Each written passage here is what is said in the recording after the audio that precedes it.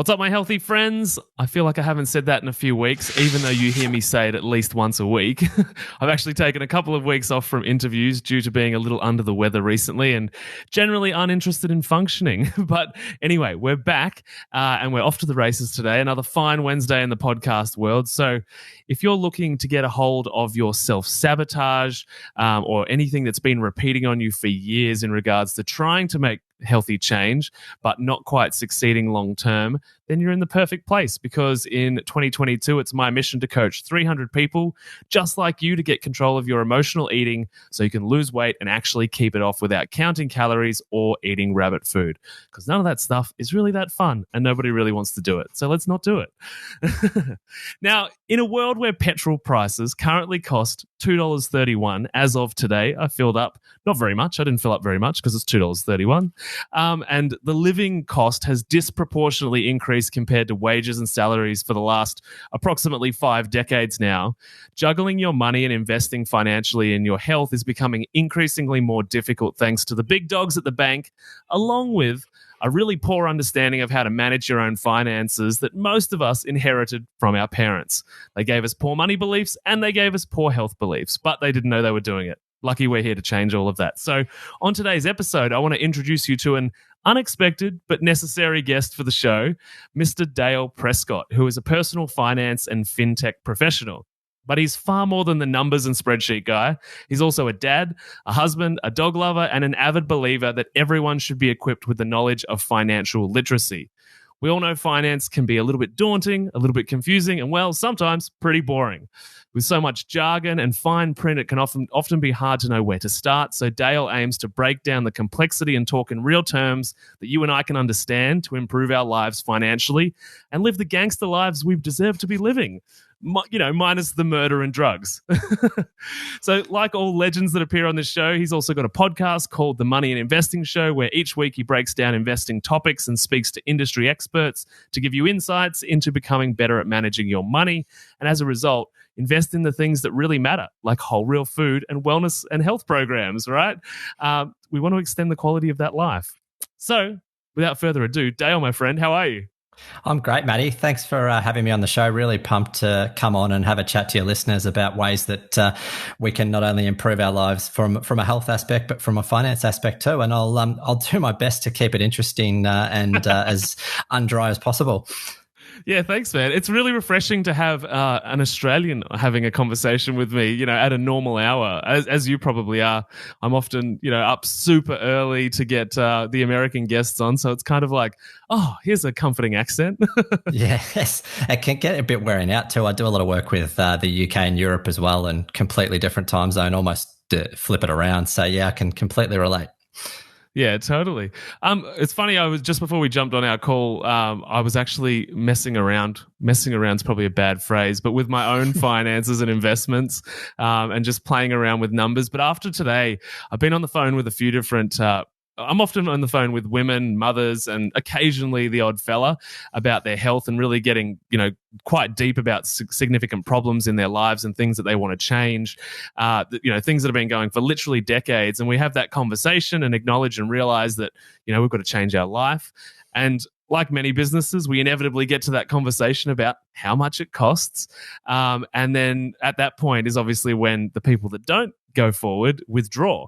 It's almost exclusively the reason people don't move forward with their health. Now, there's a number of reasons that could be, but I wonder, I sort of asked them as well, like, what do you mean you can't afford to add years to your life? And in the grand scheme of things, it's not really that expensive. So the thing that I wanted to ask you was, what has been happening in most people's lives that they get to a point in their 40s, 50s, 60s that they can't afford to pay for things that are actually really good for them, especially in a country like Australia? It's a great question, Matty. And I think there's probably two parts to that answer, right? And there's some people that flat out can't afford it, and that's due to financial situations and money's tight and all of those pieces. And then the other piece is where people find value in these things. And I find finance and health are two very similar sort of topics in a lot of ways. People know that they need to be healthy. They know that they need to be financially smart with their money, yet knowing it and doing it are two completely different things. And so People tend to, I always find with health, just like finance, they put it off and put it off and put it off until it's too late. And then they have to make that decision. And all of a sudden, when you get to that point, the money then becomes less relevant, doesn't it? Because you're now faced with it. Well, I have to do this decision. And so it's time to spend the money and do it. And so I think a lot like yourself that we're better off investing that money earlier in ourselves, either through our health or through our education and through our finances to ensure that we can live those longer, healthier lives as we grow older. And we can live, I suppose, more carefree, or not carefree, but financially independent and not needing to rely on different incomes as we get into those later stages of life where it becomes more important for us, just like our health. We want to get to old age living healthy. A stat that you mentioned to me is that people spend, I think, 90% of their wealth in their final year of their life working at trying to get themselves healthy.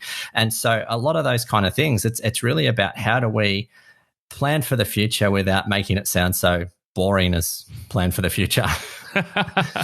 It's shocking how much money we spend in that final year of our life trying to save our life, and inevitably, as the stats suggest, it's the final year of your life. So it's like, it doesn't matter how much you can throw 100% at it, it's highly unlikely to actually change the outcome in that 12-month period. So yeah, it's interesting, and it's probably got a lot to do with this world we've created where everybody gets everything yesterday. I might have mentioned it on the show before, but I think it was Ronnie Cheng, the comedian. Mm-hmm. He did a bit on Amazon and how the next step for Amazon in America is literally feeding you. Like they bring everything to your door in the fastest time possibly. The next step is literally eating for you, basically.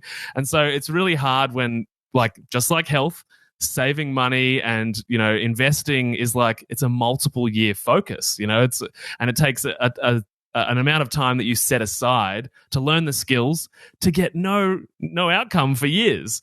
It's so unmotivating when it comes to money. How do you advise people to navigate that? Like, sit down, learn, do the work, because in 10 years it'll be better.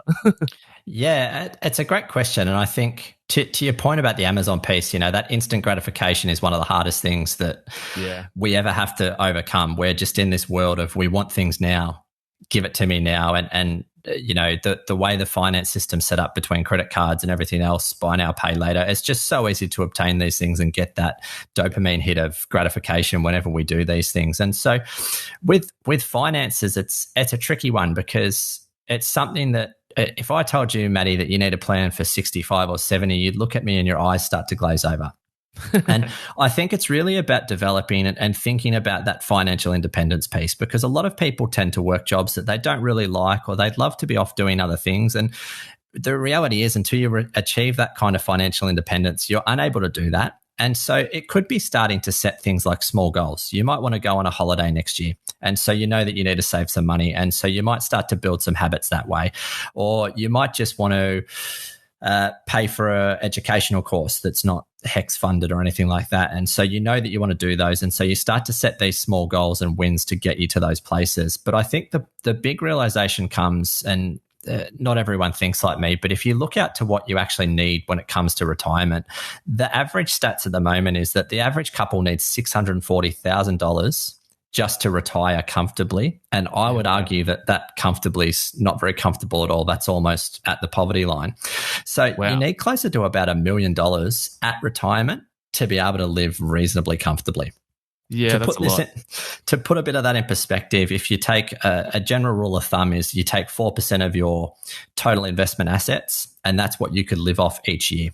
So if you're someone that needs, call it $50,000 a year to live off, you would need 1.25 million in the bank or in assets to be able to live off for the remainder of your years when you're not working. So when you start to put that into perspective and people look at their super accounts and things like that, you really need to start to weigh that up and think about where you want to be.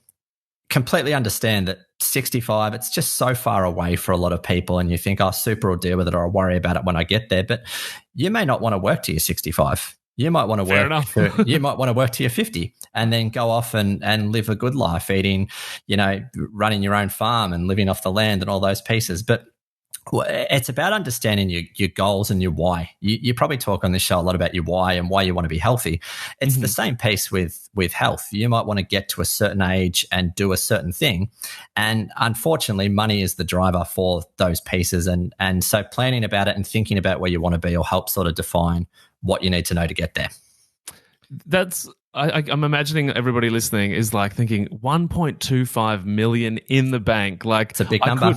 I couldn't possibly ever imagine that kind of money that wasn't the bank's money that I got just before I paid for a big house.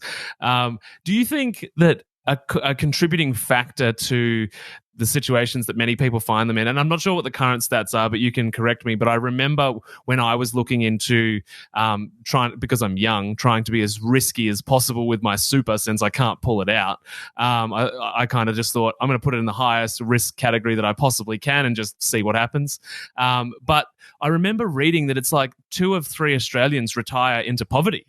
And do you think that a part of that is like a keeping up with the Joneses throughout their life, like getting the house because I guess I'm at that age where I should get a house, and having the kids because I guess my brother did it and all my friends are doing it, and so I guess I should just take all of these steps, which economically may not actually make any sense at all. Absolutely. And it's interesting here, but I did an interview with a children's investing expert. And so one of the stats that came out of that is that most of us develop nearly all of our money habits by age 7, which is just mind blowing to think that, at 7, we barely have a concept of money, but we're watching what our parents do. And so if our parents are constantly just putting things on credit cards and getting the latest things without even realizing we're ingraining that into our children and what they see and do as their future. And so from that, one of the biggest traps that we could all fall into is consumer debt. So things that, we don't necessarily need, but we're buying anyway on credit. And so that could be a pair of jeans, it could be a car, it could be a holiday. The more often that we do those things, though, we're kind of trapping ourselves in this never-ending snowball of debt that we're trying to pay back rather than getting ourselves ahead. And so one of the biggest things you can do if you find yourself in that bracket is, and if you do find yourself in that bracket, it's always best to go and speak to someone. But the best thing you want to do is get out of debt first. So look at all your debt, consolidate what you have and what you owe. Now, I'm not talking about, we'll call it good debt, and let's say that's a home loan or educational debt. Those things I kind of class as good debt because they're improving your life in some way. But more those, bad debts, credit card debts, holiday debts, just things that what you just mentioned, you've gone and bought because you want to keep up with the Joneses. And so one of the first steps we can do to sort of reach that financial independence or that sort of living a bit more free is to help clear out some of those debts, because that then allows us to plan for our futures a little bit more responsibly or in a better way. Sorry, I just lost track of where I was at. What was the other part of that question? Well, as you were talking there, I was just thinking what's the average, I guess, savings for the Aussie or an American? Because once you obviously clear, debt's obviously like negative savings, right? So once you clear that, is it common for people to then develop good spending or saving behaviors beyond that moment? Or do they sort of hover around the 0 to a little bit kind of mark? I don't have the average saving. I do have the average debt numbers, but I don't have the average savings number. Interesting. I could go and have a look for that. Yeah, I think it's interesting because and 0 to 7, that's so the damage is done before they've even got their own money, Yeah, absolutely. So I might just jump in at the debt piece and just continue on. Does that work? Let's do it. Cool. And so the average consumer debt that we have in this country is almost $4,000. It's like 3,800 something. And so for most people that are carrying that debt, it's really important to consolidate what you've got and think about how you sort of group that together. I always like to use a method that I think it's been coined by Dave Ramsey called snowballing, but I could be wrong who started that piece. But it's essentially about paying off the smallest debts first. And it sounds counterintuitive because the maths will tell you that if you have debt, pay off the larger debt first because that's where you're paying the most interest. But this kind of works more to like a behavioral psychology piece where seeing those little wins as you pay down debt will help you gain momentum and gain traction because you're starting to realize that this works. And so you're starting to have these little wins and these little victories. And so it keeps you moving and keeps you motivated to get on to the next one. And so I suppose getting out of debt is the first step to every piece when you talk about sort of building this I call it financially fit. So it probably works pretty well for your show about how to get financially fit. Getting out of debt is that first step. If you think about getting fit in real life, it might be, getting your gym membership or going out and getting your runners or buying your healthy food first. That the first step in financially fit is to get yourself out of debt or make sure there's none of that consumer debt floating around. How would people identify whether they do or don't have bad money beliefs or behaviors? And I say that because I know a lot of people that have been through my own programs and didn't realize that they were actually an emotional eater, and that was the problem that they've had for 35 years until they went through the process of me basically bringing it into their awareness. So how can people do a couple of things to do a bit of an audit whilst they're listening to this podcast to be like, do I have helpful money beliefs or not? Yeah, absolutely. So I suppose that's a really good question. If you've got debt, that's probably and a lot of consumer debt. Again, I separate the two debts. So I think HECS debt and property debt's probably decent debt because it's better in yourself. But that consumer piece, if you find that you're struggling, week to week, living paycheck to paycheck, there's no sort of money set aside for emergencies and things like that, you probably fall into the category that needs a little bit of help. Mm-hmm. If you're someone that has some savings and isn't quite sure where to start, that they're better spent elsewhere, that's also a bit of a prompt to say, hey, maybe I should go and talk to someone about what I do next or look into investing. The inflation rates at the moment, they're about 6%, and the bank will give you about 0.25% in payments in interest back. So at the moment, just keeping your money in the bank, you're going to lose money just by letting it inflate away. And so I think the next step for you, if you're someone that has a little bit of savings, it's about how do I invest that money and put that money to work for you rather than, it just sitting there in the bank doing not much.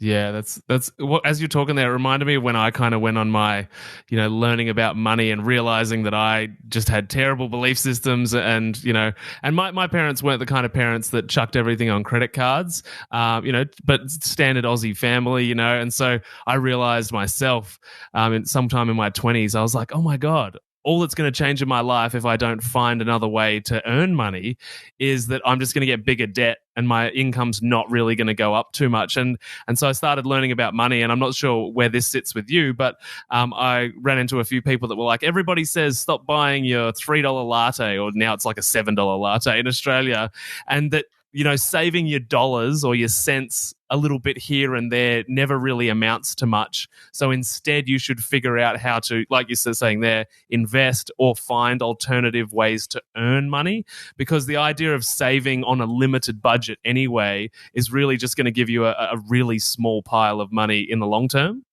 Absolutely. And so money should always be working for you, and that's money that I suppose you don't need in the short term. So I always like to break your money into a couple of different buckets, and you think about, you've got money that comes in, you've got your expenses and what you need to live, your day-to-day, keep your rent or your mortgage over your house and your electricity and water bills and all those kind of things. You've got that money.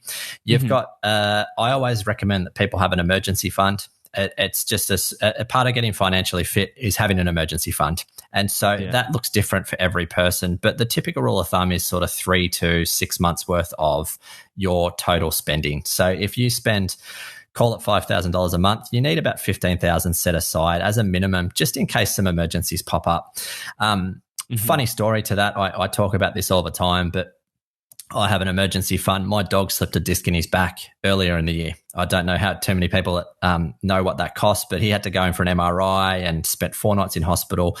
$7,000 that cost all up. And so health insurance covers none of that or pet insurance covers none of that because it's part of the exclusions list. And so I've had to dip into the emergency fund to be able to get that. And so people can say, oh, why would you spend $7,000 on your dog and all those things? But for me, he's part of the family and it was a no-brainer. Yeah. But the having that emergency fund made it really accessible for me to be able to go, hey, this isn't even a decision. I need to get my dog sorted. There we go. Off I go. And so an emergency fund is sort of that step 2 in getting financially fit. So making sure that you don't have any debt that you're paying interest on. And then the next step is really, all right, how do I make sure that I'm covered for any emergencies and things like that? There is also things like insurances and all that, but we won't get into this because that gets really dry and boring. But the next step is obviously looking into insurances, life insurance, income protection, all of those kind of pieces, which can actually be done through your super.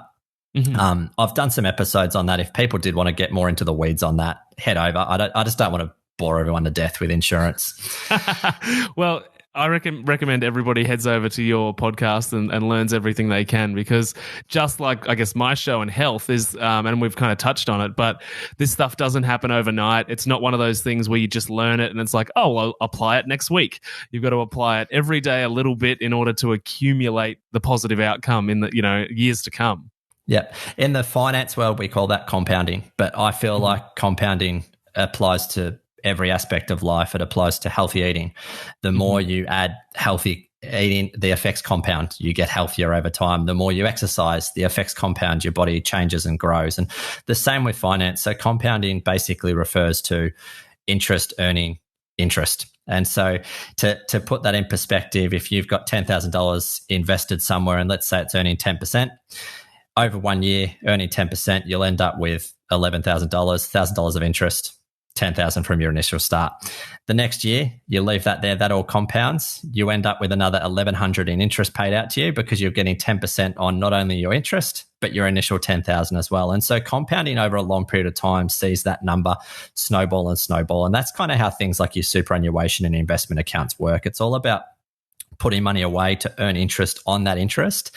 And generally speaking, you don't notice those effects within the first couple of years. So it's a real long-term game, and that's probably what makes it so hard. The true effects of investing and compounding, they're really not evident for 10, 20, 30 years. And to put a really tangible example to that, and anyone can go and look at this, Vanguard do something called their 30-year index chart, which just tracks stock markets around the world. But if you'd put $10,000 into the Australian share market 30 years ago, that compounded at about 8% annually for the last 30 years. And so you end up with something like $160,000 without ever having to touch it or do anything like that. So you can really see the effects of what compounding can do. And so if you start to think about that 1.25 number that I threw out earlier, the 1.25 million, if you're regularly investing and putting money away, that gradually grows and compounds over time, and that number becomes less daunting. It's just such a large number at the start when you first hear it. Yeah. Totally. As you're talking there, I'm thinking, this is better than health, actually. You can just forget about it and it'll grow on its own. I wish I could do that with going to the gym. Absolutely. And that's the reality of it. So the hardest part about investing and finance is that it's boring, right? It is just not interesting. The key to most of it is to put your money away and not look at it for 30 years. And it's just so hard because people want to look at it and they want to see it growing. And a lot of people, when they first open investment accounts, they're checking it daily or 3 or 4 times a day. And the reality is nothing happens in a day. Nothing happens in a year. You've got to wait years for this thing to grow. And there's a really great quote that I like. I think it was by Warren Buffett, but it goes, someone sitting in the shade today because they planted a tree a long time ago. And that's essentially the beauty of compounding, right? They're taking advantage of this beautiful tree because someone planted it so much longer ago. And that's sort of how you need to look at, I suppose, your future when you think about money. You're planting a tree for your future self. Well, it's interesting you say that because obviously, being in such a privileged country, we obviously over all the entirety of my life and even before that and well into the future, we have a lot of people immigrate to Australia because of the luxury and the privilege that we've got. And something that I've really noticed, because I grew up in the country and moving to the city and having friends from different backgrounds and cultures, is that what I notice is that, to me, my experience and the people that I've connected with is that us white Aussies that grew up here really don't have a concept of generational wealth and planting a tree for our kids to be in the shade of.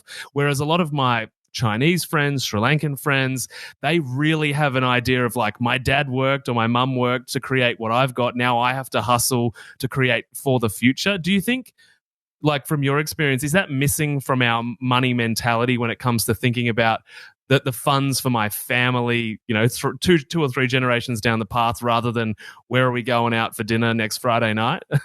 I think it's definitely something that was missed in our parents' generation. And I mean, that's a pretty generalized statement because there's definitely parents that that went through that path. But a lot of the people that I talk to today, especially people kind of around our age, that are starting families and having children and all of that, they're all thinking about how they invest for their children. I think one of the biggest topics I get asked is how do I invest for my child, or how do I teach them, good money habits so that when they grow up, they're going to be better off than when I sort of first, turned 18 or anything like that. And so there's a couple of different ways that we can do that. But I think the biggest thing is just talking to our children about those money concepts from an early age, helping them to understand what money is and what it does. A really good analogy I heard from someone when I was interviewing Will, the children's book author. He takes his daughter to McDonald's, and he'll sit down with her and explain that people going into McDonald's, they're spending their money. If you're an investor in McDonald's, you're actually receiving a portion of that money that they're spending there. And so which would you rather be doing in the long run? And that's not saying you can't eat. You probably shouldn't eat McDonald's ever, but let's just say you want to eat some McDonald's from time to time. It's just a really good way to conceptualize it, right? Companies exist to make profits. We can either choose to invest in those companies and share in those profits, or we can just give them our money and those profits gets paid out to someone else, because that's kind of how capitalism works. And so investing is all about putting your money to work to get a return where you don't necessarily need to do that work. And it's all about investing in, call it the smartest minds in the company, in the world. You could have invested in Apple. You could invest in Microsoft, or, the things I really like is you can invest in things that you like and know. So you've got a lot of people on this show interested in their health. You might see that plant-based meat is the thing of the future, and you want to invest in V2 foods or, Impossible Meats and those kind of things. And so you can actually invest in a lot of things that you see as the future yourself, just based on what you're seeing and doing and noticing around the place, and be part of that mission. There's a lot of people that like to invest in ethical companies, and ethical means different things for everyone, but it gives you that opportunity to be able to invest in things that you might have a passion for, but at the same time, you're putting your money to work so that you can get a return on those passions. Yeah, I love that. I'm a big fan of voting with your dollar, because it's one thing to have an opinion on social media or think some thoughts, but those thoughts that aren't put into tangible reality are basically irrelevant. So I think, voting with your dollar. And the same with our kids. It's like, there's lots of things we can tell them. And I speak to a lot of mothers that are like, part of what they want to change with their own health is that I feel like a fraud because I tell them to eat vegetables or make them eat veggies. And then as soon as they're going to bed, I'm doing all the things I told them not to do. And it's probably the same with money, right? It's like the best thing you can do as a parent is embody good money behavior. Absolutely. And look, we're all guilty. My daughter goes to bed at 7, and so I'll probably have something from time to time that I don't want her eating. But the reality is we're all human. And so a bit like food and a bit like money, you can't treat your money so tightly held that you just don't ever want to spend it. And you mentioned your lattes earlier and the $3 or the $7 latte. I don't know where you're getting a $3 latte from anymore, mate, but I don't drink coffee, so I'm obviously rich. but I mean, at the end of the day, that's just kind of like a something that's been conceptualized by someone in the media to say, hey, this is why people can't save any money. Because at the end of the day, if a coffee makes you happy, why would you not go and buy that coffee and just spend the $3 or the $5 or whatever it is that a coffee costs these days? And I'm a big believer when it comes to managing your money. And I talk about budgets more in a sense of like a cash flow plan or planning out how you're going to spend rather than just a budget. And when people think about budgeting, it's not about just cutting everything out. It's about what makes you happy. Do you like to eat healthy foods? Then budget for those things. Do you like to go out once a week to see your mates and spend some money there, either having a beer or, go into a healthy food place or wherever it is you like to go? But when you start to think about where people often fall off the wagon when it comes to money and budgeting and those kind of pieces, they think it's kind of like an all or nothing scenario. And so I always like to say that when you're setting aside a budget, you need to think about it in a couple of different ways. And again, I hate the word budget because it kind of infers this boring, controlling document, right? But it's essentially just something that occurred in the past. And what I always encourage people to do when you're thinking about how do I become better with the money, with my money, it's go back through your bank statements. Everything's recorded these days because we pay cash for virtually nothing. You can then go through and categorize all your stuff into, discretionary spending, essential spending, bills, all those kind of pieces. Go through all that, depending on how good you are with Excel, that's easier to do than others, but go through all that and start to look at what it actually costs you to live. And then most people are just blown away by the amount they just blow on random stuff that they didn't even know they were really spending until they go back to it. And so this, I suppose, is step 1 or step 3, because we're kind of going through a couple of phases. But you really want to know what you're actually spending your money on and then think about it in reverse to your goals. So if we know we want to save for a holiday and you might want to save $5,000 and you want to save, call it $500 a month or whatever it is, plan with that in mind and say, all right, so I know I've got all my essential spend here and that might make up 50% of my budget. I know that I've got some food that might make up 20% and there's this 30% left over. And for me to get to $500, that might be 20% of that. And so there's only 10% left for me to go and have my coffees and all those kind of pieces. But the more we can put it into perspective of a goal, it helps us to kind of visualize what we're trying to do. A bit like when you're trying to eat healthy. What's my goal? What am I trying to do? I'm trying to not get sick, or I'm trying to lose a few kilos. The same with this. I'm trying to go on holidays, or I want to do this. And that kind of helps us to visualize. But I always like to think about, if you take your money out first, obviously make sure you've got all your essential spending, like your rent or your mortgage first, but take those things out first and then pay yourself. So have a set amount in mind that you just take out. And some people need to do that through separate bank accounts or through, transferring money elsewhere and all those kind of pieces, so it's out of sight. However you want to do that, one of the most important things you can do is save that money first and put it out of sight and then live within that remainder. The more frequently you can do that, you'll be amazed how much that becomes then second nature to how you do things. Yeah, I used to do it when I had a job. I'm unemployed right now. That's an interesting way to put it. I'm self-employed. That's more empowering. Yeah, you run a business. I do. But I used to get, and my parents taught me this from the teenager. So I had my first job at 14 and 9 months at the reject shop in the country. And from day one, my parents got me to divide like my pay up, but through work. So I didn't actually have to have the responsibility for sending a portion to a totally different bank. And so I've done that my entire life. The difference is now that I actually have to do that and I see the money go into that savings account, and I wish somebody else could do it because I want to pretend like I don't know that it's there. But there's actually a lot of ways that you can automate it through the bank, through your employer. And yeah, just as you said, really rapidly you get used to the fact that, oh, this is the amount that appears in my card account that I can view on my phone every day. And those other savings accounts, I don't have the apps on my phone. I don't have the passwords saved in my password manager, like they're written down in a book somewhere, purposely to put all these barriers to entry. And so I actually don't even really know how much I've got in savings right now, which is a good thing. Yeah. And that's perfect, right? And so that's taking it one step. And then the next step is about, all right, well, I've got that in savings. Now, what do I do with that money so that it earns more than the whatever it is that's in the bank? And so really good point, though. A lot of people tend to, if I can see it, I spend it. So take it out of sight, put it out of sight, out of mind.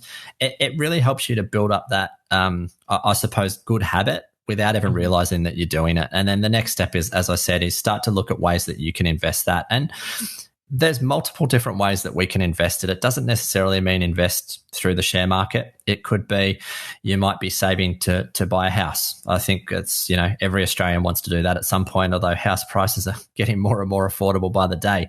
You might want to be investing in crypto or something a little bit more obscure. I know a guy that invests in Pokemon cards. And so it's crazy. Right. He buys Pokemon cards, puts them up online and sells them off again. And so there's heaps of different ways that we can invest. It's just about making sure that we've got a bit of a plan and a bit of an action in place so that we then go ahead and execute on that so that the money starts to grow. Most people will say, hey, investing, it's not for me. It's a little bit scary, all of those kind of things. There is heaps of different options that are available out there for people in ways that they can do it. There's things like micro investing apps these days. So think of the things like Raise or Spaceship that kind of just connect to your bank account and they round up your money as you spend it, or you can direct debit money in there each month and they invest I've used on Raise for years. Yeah, it's a great platform. And they basically just invest on your behalf. You pick a risk profile like you said earlier. You might want to be high risk or medium risk or low risk. And all that really means is the amount of shares versus bonds versus cash that they invest in. But essentially, it allows you to have a little bit of control, and you can see that money start to grow over years. And, 50 cents here and 50 cents there, it adds up really quickly. It really does. I signed up for Raise basically when it first came out. And again, it's another one of those things that's automated. You don't see it unless you're in the app every day, which I was in the beginning, and then I deleted the app. And then I just forgot about it. And literally years later, I was like, oh, yeah. And I logged in and I was like, holy shit. It's amazing. All of this money is in there. Yeah. And what a lot of people don't realize when we talk through this, the ultimate form of micro investing or what's known as dollar cost averaging is your super. And everyone kind of doesn't think about it as their own money because it's just something that, has been put in there by someone. But that's exactly how super works. The money goes in, we pick a risk profile of what we want to do. And that either means they invest in a lot of shares, they invest in bonds and property or infrastructure, or just, leave it in cash. But ultimately, we are all investors and we're doing it through our super. And so another one that people really need to pay attention to is that superannuation system. And again, it's super boring. I'll do my best to kind of speed it up. But the more we can add to our super, the more it's that sort of forced savings that we don't think about. And there's a lot of tax advantages to contributing additional funds to your super. So you can contribute, I think, $27,500 per year into your super, including what your employer already does. And that comes off your pre-tax income. So you can actually lower your overall income by putting money into your superannuation, letting it work at a lower tax rate than it would if it was brought to you. Yeah, and then I suppose, and again, let's say just for simplicity's sake, your employee might put $10,000 into your superannuation, or if they were to give it to you, would you go and invest that money? So think about ways that you could add that super into that account to help you grow for that future you. I'm someone personally that likes to kind of take control of the investments myself and see where they're going and put those things in. But for people that think they need that self-control, superannuation is a great vehicle for that, as is things like Raise and those micro investing apps. Yeah, no, I love all of those suggestions. And I guess sort of touching on where we started is that, as we get older, if we're not investing in our health, then having accessible finances to be able to support all of the situations that unfold. And most of the people that I end up working with are in their 40s, 50s, 60s, even 70s, because they're at a point in life where they've neglected their health. And so making sure that you've got funds available to turn the ship around. And I say ship because, as we've touched on, it doesn't happen overnight. You've got to really take a bit of time to turn it around. But having finances available to do that and not have to go into debt to, further debt to turn your health around. And then at the end of it all, you're just like, amazing. I'm 65 years old and I've got more debt than I could ever pay off for my living years that remain. That's just more stress. And thinking about, we just don't want to create a life towards the end of our life where we're thinking about those things. I think all of these things have got so much utility. And something that I do, which I think is really useful, is I have Matty's Money Hour on Mondays. And so every week it's in the calendar, it happens. And sometimes I do it with friends, to make myself accountable so that it's like, it's just a normal thing. And that also normalizes talking about your finances as well. I think a lot of people are embarrassed or ashamed at the debt they've got and the credit cards they've got and the behaviors that they've got. And so I think starting to normalize that, not to necessarily give permission to behave that way in the future, but more to be like, hey, we're all kind of struggling. How about we figure it out together and keep each other accountable? And I think when you set it aside, and I literally put on music from when I was like 14, because that's the kind of music that triggers memories for me where I thought I was going to take over the world and didn't care about anything, just to get myself in a really good headspace. And I think, doing that weekly check-in and audit really just keeps me aware. And you pick up, if you start doing it, you'll be like, I didn't know I was paying for this for the last 3 years. And you just find these random things that you've been paying for ages that are just sucking your money. Absolutely. It's such a important tip that you just gave out then, normalizing this journey. And money, I think for our parents was seen as taboo, and this is starting to become a lot more sort of normalized. But the more we can talk with our friends and our family about some of these topics, we grow and learn from each other. There might be something you don't understand and you chat with your friends and, he gets that. Okay, I understand that. Or she understands that. And I work with her. And the more we talk about these things, it normalizes it, but it helps you understand them better. And you can work to kind of a shared goal. My friends and I, this will sound a bit geeky, but my friends and I do a monthly call where we just talk about different investments. And then at the end of that session, we go and invest some of our money in the company that we all pick as the winner of the three that we talked about. And so we just have this little fund that's going on, and there's not a lot of money in it. It's more just for a learning experience. But we all sit there and talk about these things with each other. And I've learned so much just from doing these little conversations, just about different things that people talk about. And the other part that I really liked about what you just said is sit down and have a session. And so my wife and I, we sit down once a month and do the exact same thing as you. We go through some of those money things. What have we spent? How are we tracking towards our goals and all those kind of pieces? One of the best things you can do, especially if you're in a relationship and not for ones that have only been, a month in, but sit down and talk with your significant other about different ways and your goals for money. And you'll be amazed, one of the things most couples fight about, I think the highest ranked one is money. And so the more you guys can sit down and align with each other on your goals and how you're going to get to those goals, it helps create like this, accountability system where you're keeping each other accountable and both working towards a shared goal. So I really love both of those things that you just mentioned then, Matty. Yeah, I think if there's anything I've learned, it's basically all the things that are taboo need to be normalized because they're ruining our lives. Whether it be men talking about emotions, whether it be money, whether it be difficult relationship things, sex, all that stuff needs to be normalized, and we'll all live much less stressful lives. Yeah, and a bit like the food industry, the finance industry is kept complicated for a reason.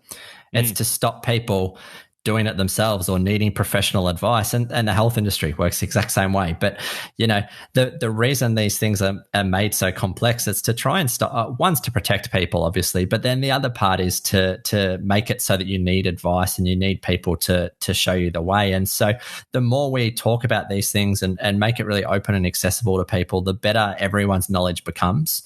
I think one of my biggest passions, I suppose I've got a few passions in life, finance one of them, health another one, which is why I love your show. And then it's really about education. The more people can invest in their education, be it through food, be it through fitness, be it through money or anything else that you're passionate about, that's the ultimate investment. The more you can invest in your knowledge and your growth, the better that will pay off in the long run. And I think that's probably one of the most important things for people to invest in.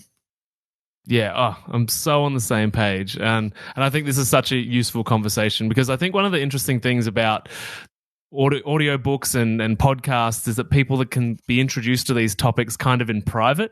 They don't have to sit on the train with a book that's like self-help because I'm messed up. You know what I mean? It's like you can kind of hear us talk about these conversations and start to normalize it in your world and maybe build the courage to talk to your partner about it or anyone in your world about it. So I think this has got so much utility, and especially in a health world, because obviously we hear all the time like, I'd eat healthy if I could afford to. And increasingly what I've found is that if we fix people's diets and the culture at home, is that they actually end up spending less money on higher quality food because they're not going for snacks because they don't need them. And so there's these myths that exist around the cost of being a healthy person versus the cost of, being your average Australian, so to speak. And I think all these conversations are necessary on both sides of the spectrum to understand that, it's just a set of belief systems that I hold, and I can show up to my money, to my health, to my family, to my partner in a totally different way. And I've just got to start using the tools that are available. It's all mindset, right? And I love what you just mentioned then, because the conception, the perception is that, healthy foods are more expensive, but it's often because you're buying it all in sort of loose pieces. And I mean, at the moment, lettuce is about $11 a kilo. So some things are a bit expensive, but that will normalize. But, if you're buying a lot of items to make one meal, it might seem a bit more expensive, but it typically makes a lot more food that you might eat the next day. Or, I find that whenever we cook meals here, it usually lasts 2 days, or we'll take it for lunch the next day. And so all of a sudden you're taking that for lunch, you're not spending $20 on lunch. And it absolutely, when you start to think about cooking foods and eating healthy, it absolutely stacks up in the favor of saving money. But to look at, the cost of a lettuce versus the cost of a Big Mac, you kind of go, hang on, it just doesn't make sense. But the reality is, if you're eating healthier, better foods, you're probably going to stay fuller for longer, but it's also going to, you'll find that it makes a lot more of the food as well, and you're not as hungry later on. Yeah, that's bang on, and I think that's a piece that gets missed in that conversation is satiation and actually feeling full and not needing to go looking for your afternoon tea or your morning tea or whatever it is to fill the gap. And like you said, these days lunch at work is like $20 a pop, on a good day, and then if you add a drink in there and do different things, so it just comes back to the way that we look at it. It's like as you're talking there, I thought it's kind of like shopping at Costco, or you spend a lot once, but you're not back there for a month. Do you know what I mean? And it's the same with going to the farmer's market. It's like, even sometimes I feel like that. I'm like, oh, spend a bit of cash today. But then a week or two later, I'm like, oh, I haven't been to the supermarket for ages. So it's just a different approach to spending, right? Absolutely. And so one of the best things you can do is, take your food to work and make sure you're doing all those things, because it ensures that you're not only eating healthier, but you're saving some money there. Mm-hmm. And then the other part to that is add those things into that budget or that cash flow plan that I spoke about earlier. If you know that you like to eat organic meats and organic foods and all of those kind of pieces, and you might want to add those to your budget. So when you think about how you sort of plan out your week or your months in terms of a money sense, and you know that food piece is really important to you, just plan for that to be part of it. And then you'll be amazed how much other stuff falls into line when you do that. Mm-hmm. Love it, man. I think this is such a necessary conversation. So thanks so much for coming on and chatting about this. I think a lot of families, parents, people listening are going to be like, oh, I see how this ties into my health now, and especially in those later years in life that we're all sort of trundling towards endlessly. But before we wrap up, where can everyone find your show, all of your stuff online?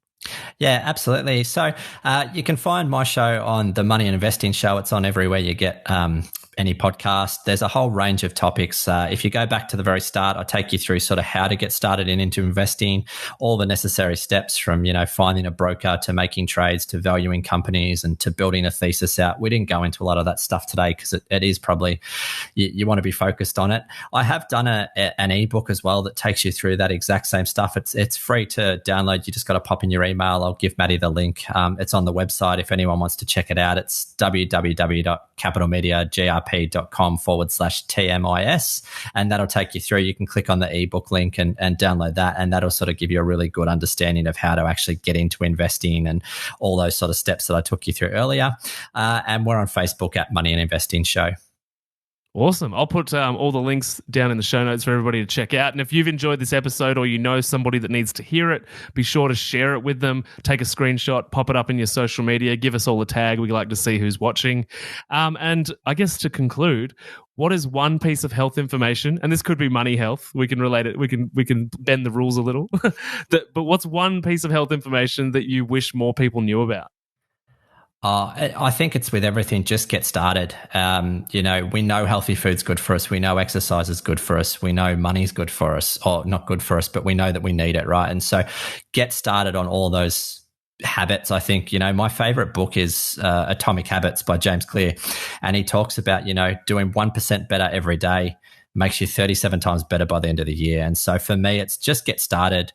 Get into it. We might make some mistakes along the way, but as long as we're starting and learning along that journey, that's the best way you can go. Love it, man. Thanks so much for being on the show, dude. I really hope that we can catch up again soon. Loved it. Thanks for having me on, Matty. No worries. We'll chat soon. See you, Dale.